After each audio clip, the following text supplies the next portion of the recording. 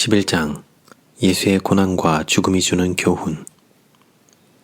타락하기 전 수조 년 동안 우주 모든 거민은 삼위 중 고귀한 제2신격인 예수님만 알았다. 천사와 타락하지 않은 존재들은 경외하고 숭배하는 예배 가운데 그분께 화답했다. 예수의 축 처진 몸이 십자가에서 내려지는 것을 보면서 체포될 때부터 일어난 모든 사건을 다시 생각해보면 여러 교훈이 눈에 띈다. 그리스도의 고난에서 독특한 명료성과 설득력을 얻어내 가르치고자 고안된 이 교훈들은 작은 지구 거주민뿐만 아니라 수십억의 하늘 천사들과 타락하지 않은 모든 우주 거민에게도 필수적이다. 예수의 고통을 통해 하늘과 땅의 피조물이 생각을 바꾸도록 고안된 일련의 중대한 계시가 제시된다. 올바른 생각이 올바른 선택으로 이어지기 바란다. 마지막 2장에 걸쳐 수세기 동안 발달해온 다양한 구속의 이론들을 복습하고 싶지는 않다. 물론 그 주제는 매우 중요하다. 그러나 빛보다 격분만 일으키는 경우가 매우 흔했다. 신실한 성경학도들은 십자가를 이해한다는 명목 아래 각자의 참호에 쭈그리고 앉아 서로를 향해 종교라는 박격탄을 쏘았음을 알게 됐다. 이런 토의는 다른 기회로 미루기로 하자. 그러나 지속되는 십자가의 의미에 대한 논쟁에 친숙한 분들에게 나는 예수의 죽음을 대속적이고 구속적이며 희생적 죽음으로 믿는다는 사실을 확실히 밝혀두고 싶다. 그분은 우리 대신에 죽었다. 또한 우리의 죄책을 떠맡았고 갈보리에서 우리의 죄값을 치렀다. 여기서 나는 초점을 예수의 고난과 죽음에서 배울 수 있는 중대하고 생명력 있는 교훈들에 국한시키고자 한다. 이 교훈들이 삼위 하나님과의 개인적인 관계에 긍정적인 영향을 끼치기를 바라는 바이다. 본 장의 주제는 하나님의 품성이다. 하나님의 품성. 나는 한때 충분히 거룩하다고 느껴지기까지는 십자가의 고난에 대해 연구하거나 글 쓰는 것을 피하곤 했다. 아내에게 화냈거나 침울한 기분으로 집 주변을 맥없이 돌아다녔다면 기분 좋아질 때까지 거룩한 사물을 다루지 않았다. 나는 마음속으로 십자가를 최상의 것을 위한 전당으로 바꾸어 놓았지만 하나님은 십자가를 최악을 위한 피난처로 고안했다. 심장마비 환자가 구급전화 911에 수줍은 듯 전화하여 신고 접수원에게 도와달라고 납득시킨다고 상상해보자. 저기요, 저는 당신들이 매우 바쁘신 줄도 알고 제가 콜레스테롤을 너무 많이 섭취하고 달리기는 충분히 하지 않은 것도 압니다. 저는 당신들에게 와서 저를 도와달라고 말할 자격이 없어요. 가슴을 부여잡으며 더 나은 자제력을 지녀서 당신들이 작업하기에 훨씬 수월하게 해주는 건강한 사람들이 많을 것이라 확신합니다. 전 작년에 심장마비에 걸려 911에 전화한 적이 있었죠. 당신이 이런 또 그 멍청이야? 라고 생각하시리라 생각해요. 하지만 당신이 응답해 주시기를 진정 바랍니다. 매우 고통스럽거든요. 숨을 헐떡거리며 당신들이 도착할 때까지 가능한 한 혼자 처치해 볼게요. 올해에는 더 이상 심장마비가 생기지 않도록 약속하겠습니다. 아이스크림 3번 뜬 것에 퍼지를 2번 부은 썬디는 더 이상 먹지 않을게요. 이번엔 진심입니다. 착하게 산다고 약속할게요. 물론 당신은 이것이 터무니없는 것이라 생각할 것이다. 하지만 하나님께 이렇게 나아가는 것은 왜 터무니없다고 느끼지 않는가? 옷이 엉망진창이고 냄새가 나면 이런 세탁방에 가져가지 않는 편이 낫겠는걸? 이 옷들 아주 더럽거든 이라고 말하는가? 물론 아닐 것이다. 우리가 영적으로 악취를 풍겨 갈보리 언덕으로 달려 올라가도 하나님은 이보게 여기서 도대체 무엇하는가? 라고 눈살 찌푸리며 말씀하지 않으신다. 대신 그분은 그래 딱 맞춰왔구나. 무엇 때문에 이리 늦었니? 라고 말씀하신다. 갈보리에 나아갈 자격 중 최고는 우리가 느끼는 공군감이다. 십자가는 병원이요, 세탁기이며 그 외에 많은 것으로 비유할 수 있다. 더러운 옷을 입은 채로 하나님께 다가가기를 꺼리므로 그분이 진정 누구인가에 대한 근본적이고 근원적인 오해를 드러낸다. 하나님은 우리의 필요를 물리치지 않으시며 우리의 선함으로 감동받지도 않으신다. 우리를 도와주도록 그분을 설득할 필요가 없다. 우리는 그분께 다가가기 위해 자격을 갖출 필요도 없다. 그분만이 선하고 그분만이 자격이 있다. 그분은 어떤 상황에서도 우리가 오기를 언제나 갈망하고 열망하신다. 예수의 생애에 나타난 실제 증거를 보면 하나님은 참으로 죄인들에게 이끌린다. 복음이란 본래 어떻게 하늘에 갈 수 있는가에 대한 복된 소식이 아니다. 복음은 우선 하나님에 대한 복된 소식이다. 인류에 대한 사랑은 예수에게 있어 모든 것이었음. 십자가의 중심 기별은 삼위 하나님의 사랑이다. 하나님의 사랑이 우리에게 이렇게 나타난 바 되었으니 하나님이 자기의 독생자를 세상에 보내심은 그로 말미암아 우리를 살리려 하심이라. 사랑은 여기 있으니 우리가 하나님을 사랑한 것이 아니요 하나님이 우리를 사랑하사 우리 죄를 속하기 위하여 화목제물로 그 아들을 보내셨음이라. 사람을 향한 하나님의 사랑의 계시야말로 십자가의 중심에 서 있다. 사랑은 하나님이 선택한 것이 아니다.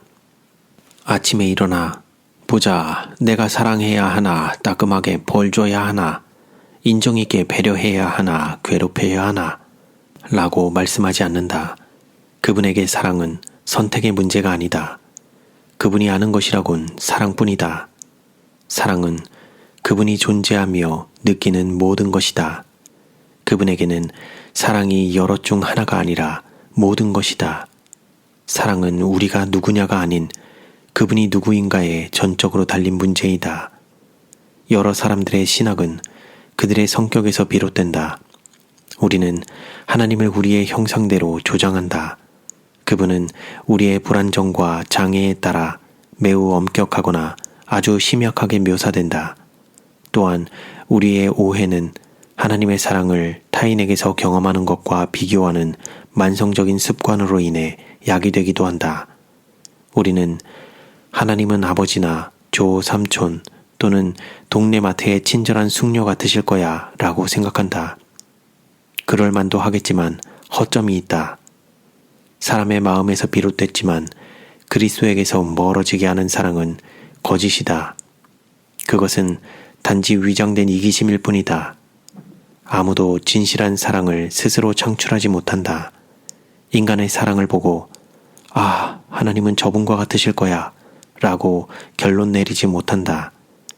복음의 가장 위대한 소식은 하나님이 단지 인간 노력의 결정체의 상위 버전이 아니라는 것이다. 하나님은 단순히 우리의 확대판이 아니다. 복된 소식은 그분의 사랑이 인간이 꾸며낸 배려와는 전혀 다르다는 것이다. 하나님이 성령을 통해 우리에게 쏟은 사랑조차도 악한 인간의 본성 때문에 매우 왜곡되어 완벽한 모습에서 멀어지게 된다. 우리는 하나님의 사랑을 결코 개인적으로 본 적이 없다. 그 사랑은 삼위 하나님 내에 존재하기 때문이다. 동료 그리스도인에게서 희미하게나마 볼 수 있을지 모르겠지만 그것이 전부다. 기껏해야 희미한 거울을 통해 볼 뿐이다. 하나님의 사랑은 매우 깊고 넓고 높고 거대하고 놀라울 정도로 달라서 그 사랑을 이해하려고 시작할 때부터 힘을 다해야만 한다. 이전의 모든 관념은 보류해야만 한다. 2차원 세계는 3차원 세계를 이해할 수 없음. 어렸을 적에 한 친구가 내게 물었다. 이봐 킴, 땅에 있는 큰 구덩이를 본 적 있니? 그럼, 나는 대답했다. 인부들이 우리 집 뒤뜰에 수영장을 새로 만들려고 땅을 팔 때 지켜봤지. 와, 정말 큰 구덩이여서 정말 엄청났다니까. 그건 깊이가 적어도 3.5m는 됐을 거야. 감히 근처에도 가지 못했다니까. 그런데 빠졌다간 헤어나오지 못할걸? 아마 세상에서 가장 큰 구덩이일 거야.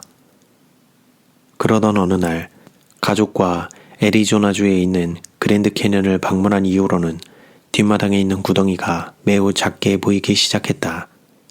나는 노새를 타고 그 깊은 협곡 속으로 내려간 뒤 높이가 바닥부터 천장까지 이르는 식당 창문을 통해 바라보았는데 마침 지는 해가 대분수령 위쪽을 붉게 물들이고 있었다. 그곳은 정말 거대했고 내게 전혀 새로운 시각을 주었다. 십자가도 하나님의 사랑에 대해 그러했다. 평평한 땅 사람들 이야기가 생각난다. 이 가상지역의 주민들은 2차원 세계에서 살았다. 그들이 아는 것이라곤 가로와 세로뿐이었다. 그들의 세계는 순전히 평면이어서 종이 한 장 같았다. 그들에게 높이라는 개념은 전혀 없었다. 다른 집단에 속한 사람들은 3차원 세계, 즉 높이가 매우 자연스럽고 일상적인 곳에 살았다.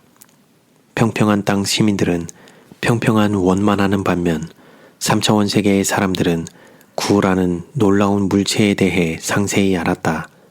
그럼 3차원 세계에서 온 사람들이 평평한 땅 사람들에게 농구공이 어떻게 생겼는지 설명한다고 상상해보라. 평평한 땅 사람들은 화를 낼 것이고 심지어 3차원 사람들은 십자가형을 당할지도 모른다. 이해를 위한 첫 단계는 평평한 땅 사람들이 물체를 바라보는 자기들의 일상적인 방식이 극히 제한적임을 인정하는 것이다. 우리도 마찬가지이다. 하나님의 사랑을 소개할 때 하나님의 사랑은 지금까지 알던 것과는 매우 다르다는 점을 강조하지 않는다면 사람들은 여전히 평평한 채로 남을 것이다. 예수의 피조물들이 고문을 가하여 그분을 죽이려 하고 상상하지 못할 각종 학대와 모욕을 줄수록 그들을 향한 그분의 사랑은 더욱 강해졌다는 것은 놀라운 사실이다. 그분은 고통스러운 시련을 겪은 후 오히려 전보다 그들을 더욱 사랑했다. 사랑을 동일한 수준으로 유지하는 것도 기적일 텐데 사랑이 증가했다는 말이다. 그분은 안나스와 가야바를 그리고 헤롯과 빌라도를 더 사랑하게 됐다. 또 자신을 폭행한 자도 채찍질한 짐승 같은 자도 조롱했던 비겁한 자도 자신에게 침 뱉었던 비열한 자도 이전보다 더 사랑하게 됐다. 끔찍한 행동을 통해 그들의 곤궁함이 더 명백하게 드러났지만 예수는 자신을 돌아보지 않고 더욱 도와주려는 마음으로 이들을 대했다. 사도 바울은 이를 다음과 같이 표현했다. 그러나 죄가 더한 곳에 은혜가 더욱 넘쳤나니 하나님의 사랑은 무조건적임. 그러한 사랑은 자기의 노력으로 하나님의 품성을 닮으려고 하는 모든 시도에 치명적인 타격을 입힌다. 당신의 어머니를 매춘부라고 비난하며 당신이 공들여 쌓은 모든 것을 무너뜨리고자 온갖 일을 자행한 사람을 이전보다 더 사랑한다는 것을 상상할 수 있는가? 당신이 마치 동물처럼 쫓기도록 유언비어를 퍼뜨리고 가능한 한 가장 견디기 힘들고 굴욕적인 방법으로 괴롭힌 사람들을 이전보다 더 사랑한다는 것을 생각이나 할 수 있는가? 사람들은 여러 큰 죄를 범했거나 동일한 죄를 100번이나 반복해서 지었다며 매우 자주 이렇게 말한다. 더 심각한 것은 예수님께서 제게 화나셨다는 것이죠. 얼마나 잘못된 오해인가. 우리가 악화될수록 그분에게 나오도록 하려는 그분의 열망은 더욱 강해진다. 하나님의 사랑은 우리의 욕구와는 관계없이 증가하기만 하지 결코 감소하지 않는다. 이러한 진리는 죄를 부추기지 않는다. 죄를 그만 짓고 우리를 이토록 사랑하는 분에게 돌아가도록 하는 가장 잠재력 높은 동기이다. 사도 바울은 이렇게 기록했다. 우리가 아직 죄인 되었을 때 그리스도께서 우리를 위하여 죽으심으로 그는 우리가 여전히 자기 중심적인 생활에 빠져 있고 하나님으로부터 도망칠 때 그리스도가 우리를 위해 자신을 희생했다고 가르쳤다. 이는 그분의 사랑이 우리의 선함에 좌우되지 않는다는 뜻이다. 그분의 사랑은 무조건적이다. 그분은 뭐뭐 한다면 너를 사랑할게 라든지 뭐뭐 때문에 너를 사랑한다 라고 말씀하지 않으신다. 하나님은 그저 나는 너를 사랑한다 그뿐이야 라고 말씀하신다. 그분의 사랑은 태양과 같다. 무슨 일이 있든지 끊임없이 우리를 비추기 때문이다. 하나님의 무조건적인 사랑을 통해 불안정과 두려움에서 벗어나 지속적인 자유를 얻는다. 하나님은 우리에게 이렇게 말씀하신다. 너는 나의 사랑이 사라질까봐 두려워할 필요가 없단다. 솔직한 모습을 보인다고 해서 벌하지 않을 테니 나의 사랑에는 입장료나 임대료나 월부금이 없단다. 우리 사이에 의견 차이나 불편한 감정이 생길 때도 있을지 모르지만 내게 약속하마. 내 입장은 확고하단다. 내게 한 말을 물리지 않을 거란다. 그러니 너의 반응이 긍정적이든 부정적이든 또는 너의 느낌이 따스하든 차갑든 내게 편하게 말하렴. 난 네가 성장하고 행복하도록 성심으로 도울 거란다. 널 늘 사랑할게. 감상적으로 들릴지 모르지만 하나님은 당신과 열렬한 사랑에 빠졌음에 틀림없다. 그분은 이렇게 말씀하신다. 내가 내게 성심을 다한 것을 알아주었으면 한다. 모든 상황에서 항상 널 돕고 지원하려고 노력할 거란다. 네가 시리에 빠졌을 때 너를 일으켜 세울 수 있다면 그렇게 할 거란다. 내게 있는 것 중에 내가 필요한 것이 있다면 어느 것이나 내게 줄게. 앞으로 좋은 일 혹은 나쁜 일이 일어날지라도 너를 향한 내 마음은 결코 변치 않을 거야. 널 사랑하니까. 진심으로 말이야. 공의는 하나님의 보좌의 초석이며 그분의 사랑의 열매임.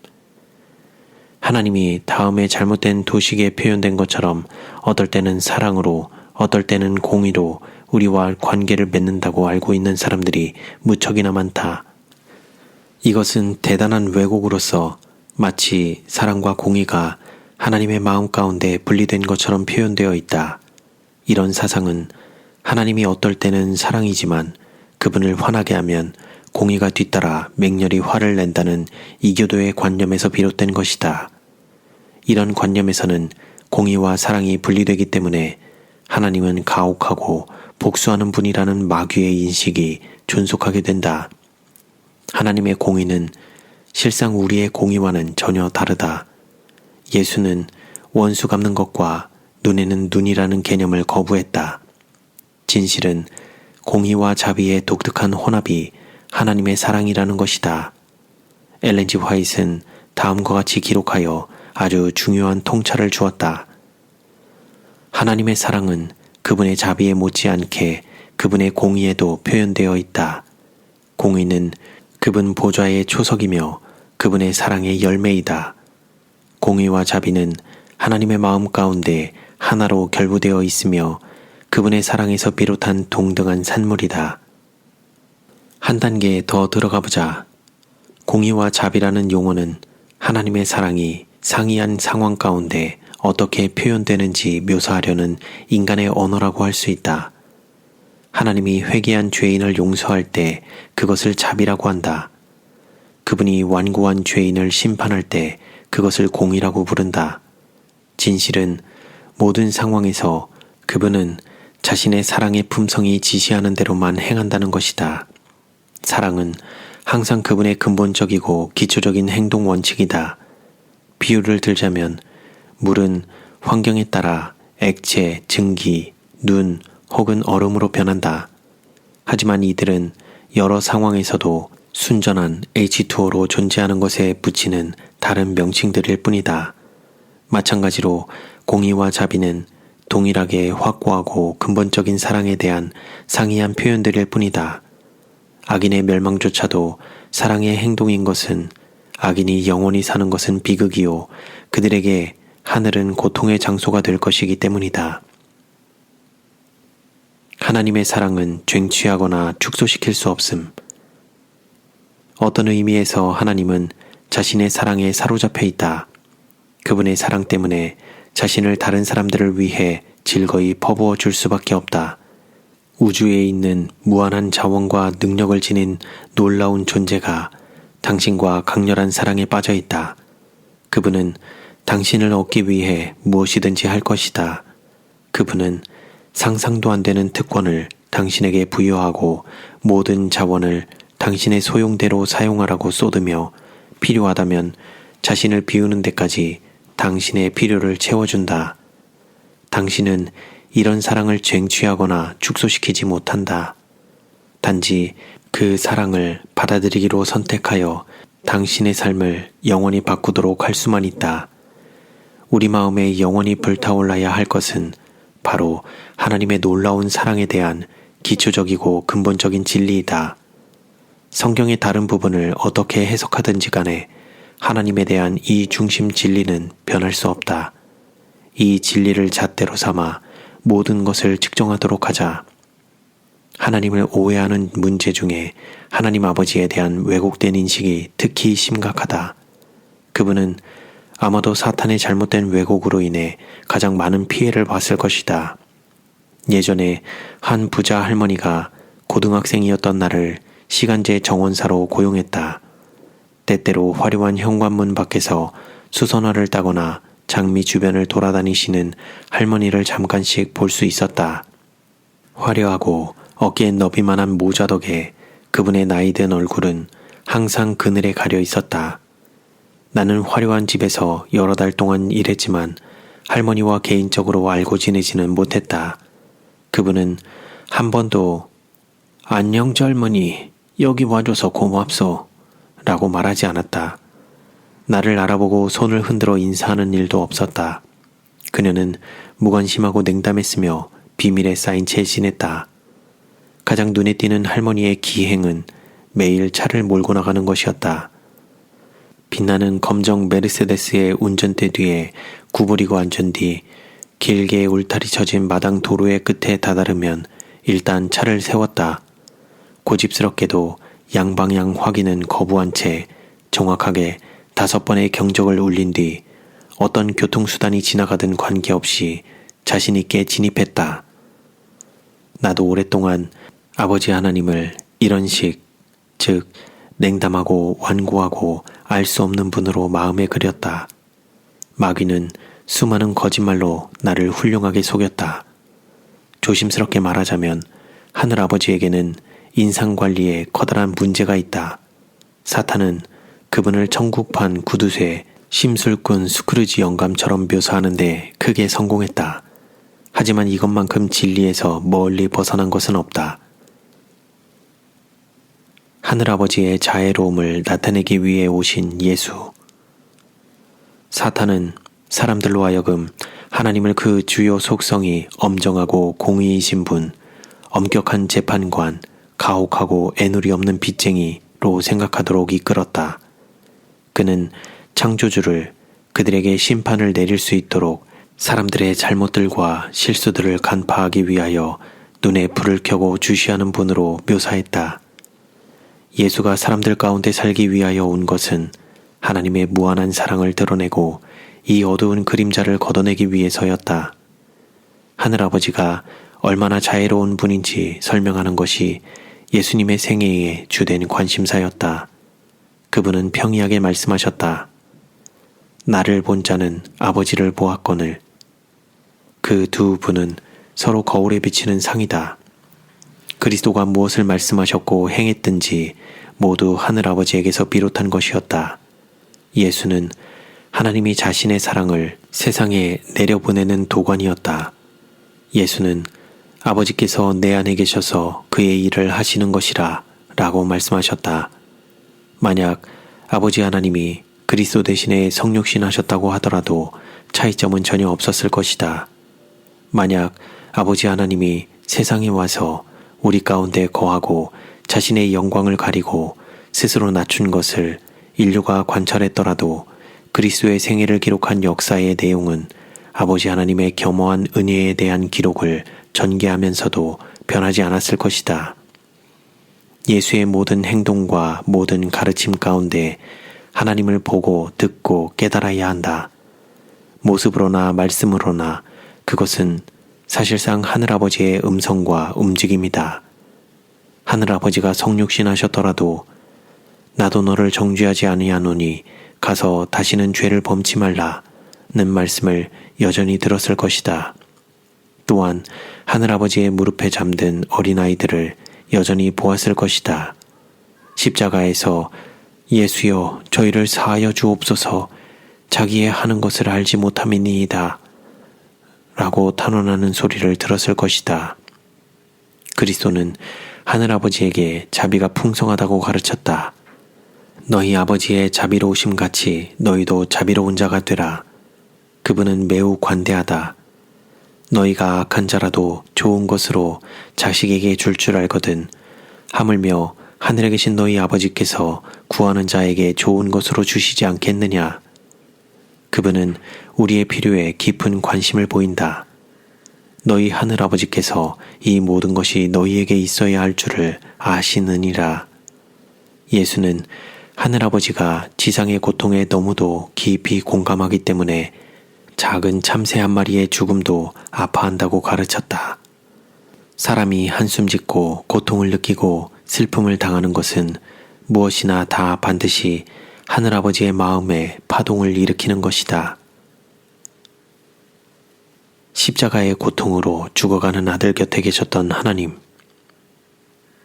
하늘아버지를 구약에서 벼락을 내리는 하나님, 예수님을 신약에 포근하고 용납하시는 하나님으로 간주하는 사람이 많다. 이것은 결코 진실이 아니다. 이스라엘을 속박에서 구해내어 그 모든 여정에서 앞장서서 갔던 분은 다름 아닌 예수이셨다. 십자가는 하늘아버지의 심령이 진정 어떠한지에 대한 가장 훌륭한 증거를 제시한다. 요한은 하나님이 세상을 이처럼 사랑하사 독생자를 주셨으니 라고 기록한다. 어느 부모든 자기가 죽는 것보다 자녀를 죽도록 내버려 두는 것이 훨씬 어렵다고 고백할 것이다. 그리스도께서 십자가에 달리셨을 때 하늘아버지는 수백만 킬로미터 위 하늘에서 레모네이드를 음미하며 마시지 않았다. 그분은 이 땅에 와서 자신을 드러내지 않은 채 끔찍한 시련의 시작부터 끝까지 자신의 아들 바로 곁에 서 있었다. 하나님은 마음으로 그리스도와 함께 십자가에 못 박혔던 것이다. 우리 중 누가 아빠 왜 저를 버리세요? 라고 부르짖는 아들의 음성을 듣고도 우리를 미워하는 사람들을 구하기 위해 아들을 내버려 둘 수 있겠는가? 예수는 하늘아버지께 우리의 용서를 납득시키기 위해 죽지 않으셨다. 하늘아버지는 구원의 전체를 구상했던 분들 중 한 분이었다. 하늘아버지는 그리스도의 희생의 결과로 우리를 사랑한 것이 아니다. 우리를 사랑하기 때문에 그리스도를 희생시킨 것이다. 십자가로 인해 예수가 바뀌지 않았듯이 하늘아버지도 바뀌지 않았다. 십자가를 통해서 우리는 하늘에 계신 우리 아버지가 무한하시고 영원하신 사랑으로 우리를 사랑하시며 길을 잃은 아이를 동정하는 어머니보다 더 큰 동정심을 가지고 우리를 이끌고 계신다는 것을 알게 된다.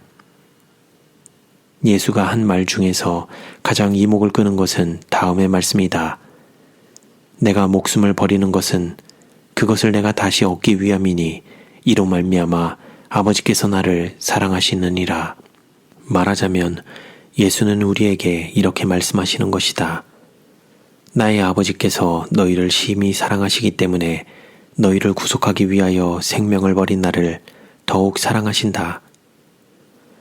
오늘날 교회가 존재하는 목적의 본질은 하나님에 대한 잘못된 생각들을 해소함으로써 그리스도의 사역을 계승하는 것이다. 우리는 수백 년 동안 그분의 사랑에 대한 진리를 회복하고자 애써온 하나님의 최후 주자이다. 세상에 비칠 마지막 자비의 빛, 곧 세상에 전파되어야 할 마지막 긍휼의 기별은 하나님의 사랑의 품성을 드러내는 것이다. 하나님의 영광 혹은 품성을 드러내는 것은 요한계시록 14장 6에서 7절에 있는 첫째 천사의 기별의 핵심이다. 하늘아버지도 예수와 똑같이 우리 편이심. 나는 고인은 아니지만 우리가 매우 자주 스스로를 신학적인 기슭에 떨어뜨리는 것은 아닌지 두렵다. 굉장히 자주 우리는 하나님이 원하시는 것과는 정반대로 행했다. 예를 들어 나는 어느 기도회에서 교인들에게 질문했다. 현재 예수님은 하늘 성소에서 무엇을 하십니까? 그들은 이렇게 대답했다.